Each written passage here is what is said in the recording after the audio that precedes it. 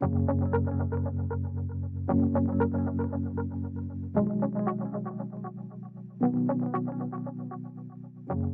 next presentation is by Professor Mikhail Ilyin, who I'm very happy has been able to join us today. Let me give you a brief intro to him.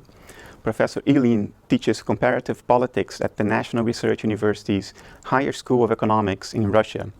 He's also part-time teacher at the Moscow State Institute of International Relations and Sevastopol State University. He's also head of the Center for Advanced Methods in Social Sciences and Humanities at the Institute of Scientific Information on Social Sciences of the Russian Academy of Sciences. Professor Ilyin is one of two members of National Academies of Sciences joining us today. He's editor of the yearbook Method. He has been co-founder of the major Russian political science journal Polis, and president of the Russian Political Science Association from 1997 to 2001. Professor Ilyin has a PhD in the history of English literature, 1976, and another PhD in political sciences in 1997. Misha, the floor is yours. Oh, thank you. Thank you, Bernardo. I want to make a presentation in my capacity of editor-in-chief of Method, yearbook, and head of a Center for Advanced Methods in Social Studies and Humanities. The title of my presentation is Un ressort pensant, actually the thinking read, and this is a quote from Blaise Pascal, who identified human being with a reed, but he made then a remark. But more than that, human is a thinking reed, and that makes all the difference. This would be his, I would say, debate with his countryman and his predecessor, it's the previous generation, René Descartes. Famous thing is Cartesian dualism and opposition of mind-body, so-called mind-body problem. In history of philosophy and in many textbooks, you would read that Descartes claimed that there are two substances, one extended but inanimate body and another non-extensive thinking. When he published his meditations, actually he invited his colleagues to comment and to criticize. And later when he published it, it was not only his main body of the text, but also criticisms and responses. So he was quite innovative, open and free individual, ready to do. And one of the points raised by Thomas Hobbes, and you can see his picture here, his great contemporary, from across the Pas-de-Calais English Channel, who made a serious rebuttal. But he asked the question whether thinking is substance of any kind, in fact. Hobbes suggested that it's a mode, along with the modes of other modes, like movement, living, and so on and so forth. Like freedom, by the way. I asked a question about freedom. I think freedom may be treated as a mode, but not exclusively. Freedom is much more than just a mode. And thinking too. So what was a reaction of Descartes? He had grudgingly to accept it. But I think that with all this feeling of uneasiness, he was also quite ready to do that, and he did it very easily and freely, which is more his point. Why? We just published, we just prepared a new issue of the yearbook, which is exclusively devoted to Descartes and his Cartesian claims, his opposition of mind and body. And one thing which I came to realize fully when I was writing an article and putting together all those stuff in the yearbook, that his much more fundamental point of departure is me totum, the whole myself, the whole myself. He uses this whole myself as the main criterion of research, as the beginning and the final authority of any scientific study. And he acknowledges, and this is exactly the formulation from his response to Thomas Hobbes, omnes cogitandi modus mihi esse. All the modes of cognition actually are inherent in me, in me totum. And this is a very important thing from the point of view of our overall topic, which is a place of mind in the world. Actually, I would interpret this as a conceptual fallacy, which was done first by Descartes himself, because when he tried to formulate it, he had to emulate the still existing traditions and still existing verbiage of scholastic discourse. And this verbiage naturally implied reduction of various phenomena to substances. But here's another way of presenting this mind-body problem. When you formulate it with the help of two questions. Are you mind without a body or with a body? Or are you body with a mind or without the mind? Of course, the answer would be yes, I am body with mind. Yes, I'm mind with body.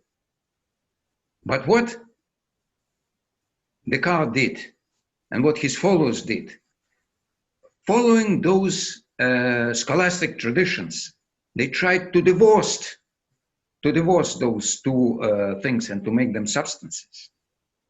And this was beginning of a great controversy. Mind and body are not similar phenomena, although they are, of course, interrelated. So there's a tough question, and very serious question, how they are interrelated.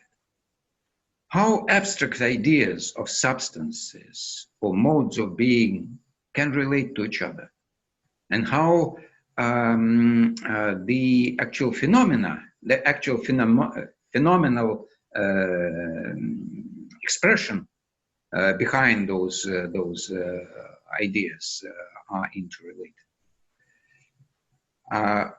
How actual substances and modes of being intermingle in our total selves. And in our total selves, they cannot be separated. This is the problem. You should be a great thinker like Descartes to be able to make a thought experiment and to divorce them and to discuss them. Now I'm coming back to Pascal. And I would like to make a claim which I read out of his pensée. I would say that our cognitive fallacies are the only recourse actually available to us. We do not have any methods which are sure, secure, and correct right from the very beginning till the very end. In any conditions, all are fallacies. The problem is how to use those fallacies, how to play down those fallacious aspects of your fallacies. When I'm having a class with the students, the first thing I ask them, or one of the first things I ask them, is please do not use qualifications, right or wrong. Am I right or am I wrong? Nobody is absolutely right. Nobody is absolutely wrong. Our reasoning, our claims, our conclusions may be more adequate or less adequate. So the question is how to increase this adequateness. And Pascal calls thinking the great dignity of man. And after he says that it's our greatest dignity, he continues, this is where from we must extend, and not from the space and duration, which we cannot exhaust. So these are two different aspects, our dignity and the world around. Space and duration. We cannot exhaust the world, but we can make an effort. And this makes us really dignified thinkers and free personalities. I envisage a question that how this could be done. How can you connect those two different aspects? And here I would resort to Pierre Teilhard of Chardin and his position of internal, le dedans, external, le dehors. Notions of which are absolutely crucial in making us come to ourselves. And coming to ourselves is a very important idea. Return to ourselves is actually another way of defining freedom. I'm a Shakespearean scholar, actually, as it has been already mentioned here by Bernardo.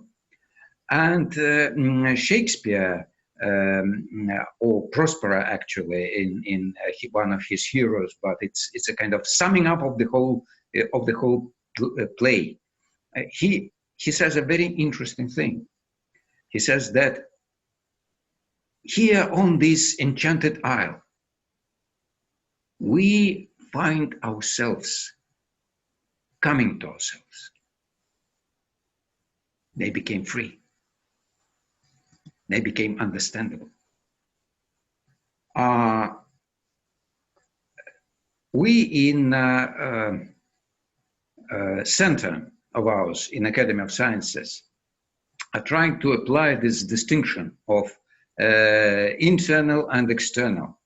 Or as in the English translation, it's called within and without. But I think le dedans, le dehors, not exactly could be translated in any way, either internal, external, or within, without. It has its own charm, I would say. And we are trying to rationalize it and operationalize it by developing simplex complex transformations, allowing us to travel in between those two extremes and mixing them up to the extent we are able to do. And this travel is the travel within evolution, And this is the spiral of evolution on your screen.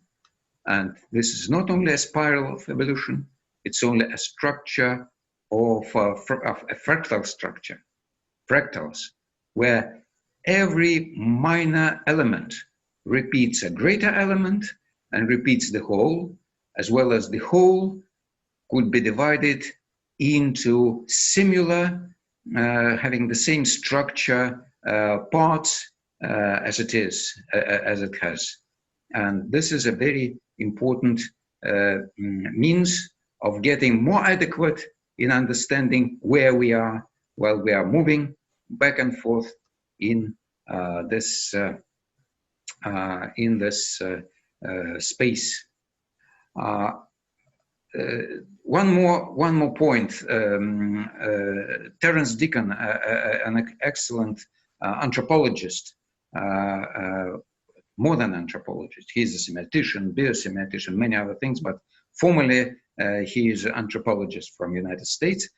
He, a few years ago, 8 years ago, yes, or 9 years ago already, he published a book called Incomplete Nature with a very important subtitle, How Mind Emerged from Matter. Great question. But I would reformulate it slightly. Probably it would be an awkward reformulation, but at least I would try to draw your attention to some aspects of this question. How the mind we actually use now emerged from what we think was the primeval substance at the point of overall genesis.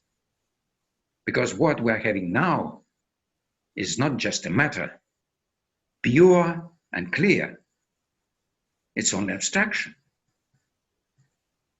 What we have now as mind is not equally pure relational mode or whatever, pure and simple. It cannot exist as such because it is embodied. And actually the matter is spiritualized, if you wish to. It is cognitive at its very beginning. So they do further. My further question would be how the material substance intermingle with my actual bodies of movement, living and thinking. It is, of course, a great handicap to my freedom. I am, of course, binded by my material self, by this body of mine, by the environment. I mentioned already -2 already in Moscow.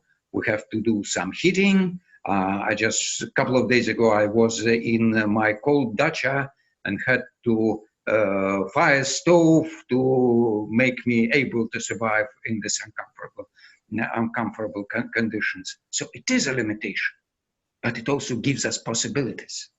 If we had no bodies, if I wasn't sitting in this dacha, if I wasn't using this computer, if you were not using your computers, we wouldn't be able, our minds would never meet and our minds would never interact. So our view, this type of view, in my view, this is the real way of cognition to discover both what we can become in between the two extremes, between two abstract ideas of mind and body. And you can, for the sake of philosophical or logical clarity, call one just extended and another non-extensive, to probably exaggerate and to make the thing clear. But what is important is metotum. What actually Descartes, the great creator of this Cartesian problem, actually was using as his main recourse and main criterion for his research and for his living and for his being excited and free by doing this research. Thank you. Thank you, Misha. Fantastic presentation. Lots of questions come to my mind. The one I will ask right now is the one that is most urgent to me, at least. You seem to highlight in your presentation that the dignity of man is our experience of the world from an embodied perspective in Descartes' res extensa, that this embodied point of view is the true reality, and everything else is a conceptual story that we weave in language, an abstract narrative. At the same time, you as a political scientist are certainly aware of the fact that from a cultural perspective, even a social perspective, everything unfolds through communication, through the use of language, of concepts, and therefore the cultural narrative that we actually live is a abstract narrative woven in conceptual terms. So do you think we have a chance as a culture and as a society to realize how much we actually replace reality with conceptual linguistic abstractions? How much of what we think to be true is actually a story, a narrative, and not the real embodied reality that is what is actually going on? Do you think we have a chance of realizing this limitation as a culture? Okay, my answer would be that there were, in all what we confront in our lives, in what that happens to us, we are always limited by certain conditions from something which happens to us. But those limitations are actually creating possibilities. So if you take political institutions are, of course, significant limitations. They abstract our desires, they frame our desires into certain channels. But if you know what are the limits, and if you can invent or know also how to use them, you may advance, you may develop. Just to give you an example, I made a very interesting research about freedom in Russia. That's why, by the way, I asked this question of Jan. Yes, there was a study of because I was really annoyed by people often saying that Russia is not a free country, that Russians are slaves by nature, or things like that. So I was doing research, what actually happened. And actually, Russia is living through great revolutions of liberation, again and again. And what is happening is a very tragic and very, I would say, unexpected thing. When Russians are at the peak of liberation, they are so excited and happy that they feel that here it is. We don't have to care about it. We don't want to limit it in any way. We can only trust in this moment, and we can entrust caring for the future of our great leader or some great people who would take care of it. We're just happy. We just won the Second World War. Great thing. We sacrificed lots of lives. We did it. So let Stalin do the thing. We are free and happy. Same happened during the revolution. Same happened after expulsion of Napoleon's invasion, who conquered, who actually entered Moscow and so on and so forth. This also happened several times before. with the liberation from Tatars and so on and so forth. And each time, the same thing happens.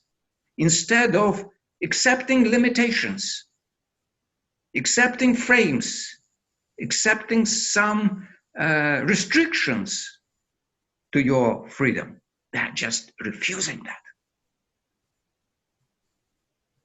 and losing freedom. Sorry for long answer. Couldn't. I just wanted to tell about this research of mine. Quickly.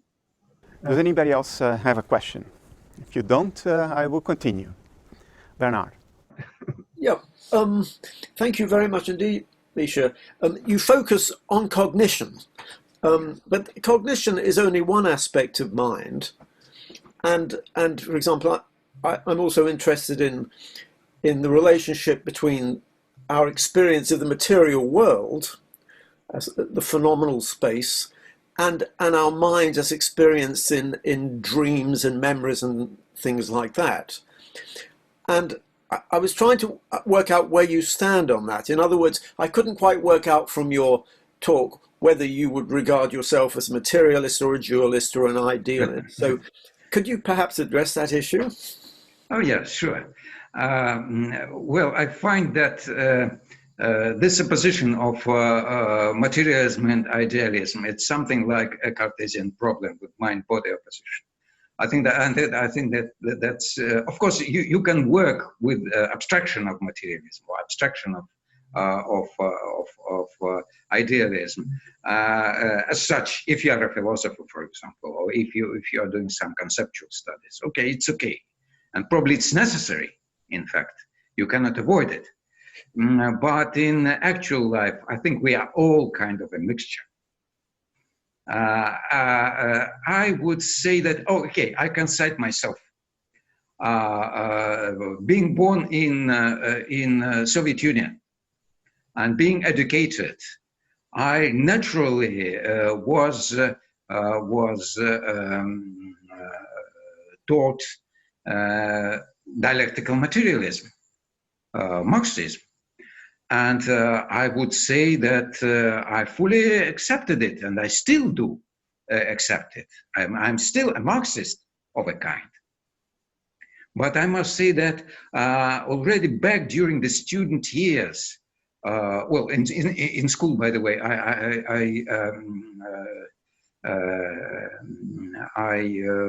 was a bit perplexed when I read some Fichte.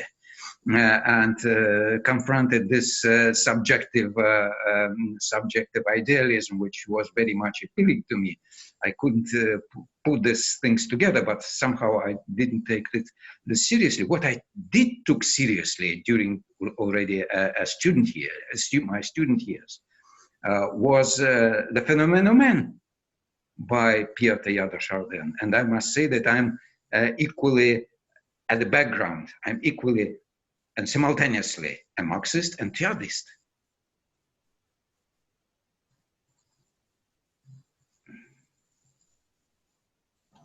So a Marxist with a telos. Oh, I think that, but actually they're quite compatible. All those things are easily compatible. It's natural. If you are free to make solutions here and now and find adequate, well, of course you have to combine. Any other question? Well, while you are thinking about that, I do have a question, a follow-up question along the lines that Bernard tried to explore. Misha, since you emphasized that the dignity of man is that embodied mind, that embodied perspective, subjective perspective we have onto the world, doesn't that, at least to some extent, give some epistemic priority to mind, to our own subjectivity, at least at an epistemic level, if not an ontic level? Doesn't that prioritize subjectivity itself over abstractions such as materialism? Oh, my answer would be only in the case it is embodied. And the better it is embodied, the better for the mind. I mean, not in the sense that it is overwhelmed by his bodily functions or whatever, but in the sense as that accepting your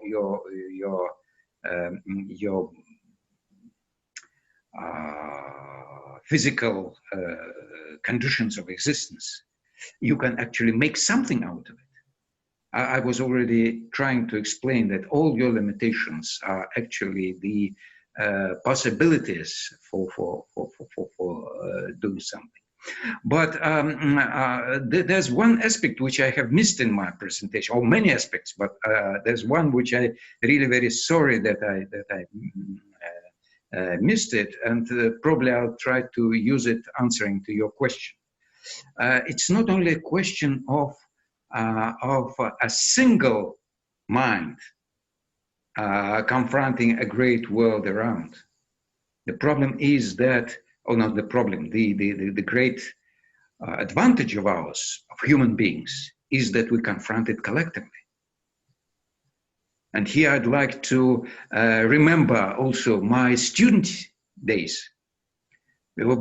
Before joining Moscow State University and philological faculty, as an adolescent, I was thinking that there I would probably find an answer to a burning question of mine. And my burning question in my school days was why people don't understand each other. And when I was, I think, on the second year of my studies in the university, I came to realize, oh gosh, it's the wrong question I was asking. The question should be, why the hell people understand each other? That's the miracle. It's not a problem that people don't understand each other. We don't understand each other because we are different creatures, different worlds. So it's only natural we don't understand each other. There's nothing strange about it. It's inevitable. The problem is that we do understand each other. And I think that's a possibility. And that's what we are doing also collectively. As all those creatures who are able to think, what we are doing this collectively, confronting the world. Confronting the world. So the problem is not why we don't understand this or that. The problem is, what a miracle is it that we do understand something about Big Bang, something about genome, something about geography of this globe, specific characteristics of ornithology, of beautiful birds around. That's a miracle. But we are doing that. That means we are somehow entering into interaction, not only between people, but also we are entering interaction with anything around, with the world around. And that makes the world meaningful. Without us, poor world would remain dumb, uninteresting. We're making it really enjoyable and free. Does anybody, Jan? Yeah, thank you for very nice sharing your view. I enjoyed it a lot, and especially also the part when you express that you learn your students and your colleagues about lowering the voice of judgment, non-judgmental, but trying to combine things. I'm very curious to learn how that works in your environment. Have you had success, or how do you approach this, or how do you get this very graceful attitude into science? Oh, it's not easy. It's not easy. Well, I think it's not easy in any environment. Well, probably in my environment for certain obvious reasons, cultural traditions and so on and so forth, it's particularly difficult. You're quite correct. It's a harsher problem. But anyway, we're moving ahead usually. During the first class, it's the students mainly treat it as a kind of a whim of a professor or something like that. But then they start to develop. And I'm particularly happy when on the third or fourth class with them, one of them notices that I use the word right or wrong, and he immediately raise up his hand, oh, it's forbidden. And I'm absolutely happy about it. I say, yes, now you've done a very good thing. You really helped me a lot. Thank you. It is happening. Not with all the students. Some prefer to get their good mark and to get rid of all those classes and this nasty professor of theirs. But some, well, they really enjoy this game of questioning, of doubting, and so on and so forth. Thank you.